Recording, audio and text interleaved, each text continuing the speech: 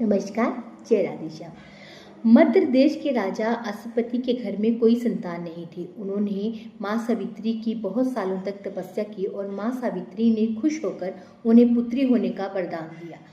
अब अश्वपति राजा के घर पे एक कन्या का जन्म हुआ।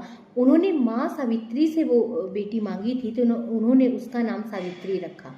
अब जब सावित्री बड़ी हुई तो वो बहुत ही रूपवान और गुणवती थी। अब उसने मतलब अश्वपति राजा ने अपनी बेटी को पूरी आज़ादी दी थी कि वो अपने लिए वर का चुनाव कर सकती हैं। अब सावित्री ने सत्यवान नामक एक व्यक्ति को अपने लिए वर चुना और बाद में राजा ने उनकी शादी सत्यवान से कर दी। नारद जी ने उनको ये बताया था कि ये सत्यवान जो है वो अल्पायु है, लेकिन सावित्री जी ने अपना जो निर्णय था वो नहीं बदला और उन्होंने सत्यवान जी से शादी कर ली।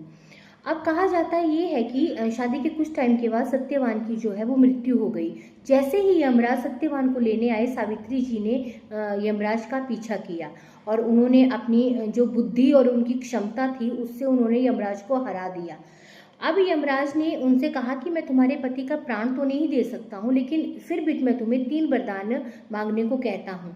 तो सावित्री जी इतनी तेज थी और इतनी बुद्धि की धनी थी कि उन्होंने पहला वरदान तो ये मांगा कि मैं अपने जो ससुर हैं उनका राज्य उनको वापस मांगना चाहती हूँ। तो यमराज ने तथास्तु कहा।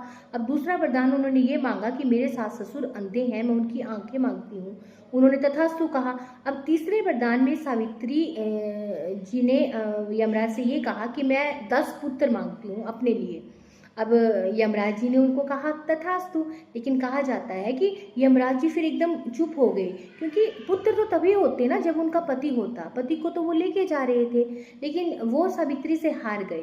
फिर उन्होंने कहा जाता है कि सत्यवान के प्राण वापिस कर दिए और सत्यवान फिर से जीवित हो गए थे। तो ये थी सावित्री की कहानी जो मैंने सुनी थी।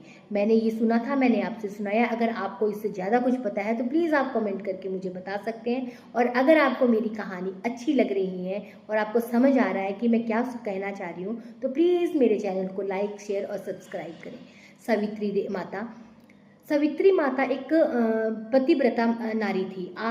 एक पतिव्रता नारी ऐसी थी कि वो अपने पति की रक्षा के लिए यमराज से भी भिड़ गई। औरत जब करने की कुछ ठान लेती है तो वो करके ही हटती है, चाहे वो माँ के रूप में हो, चाहे पत्नी के रूप में हो या बेटी के रूप। औरत का हर एक रूप प्यारा होता है, चाहे वो माँ का रूप हो, बेटी का हो या पत्नी का हो। औरत हर रूप में अपने घर की, समाज की रक्षा करती है।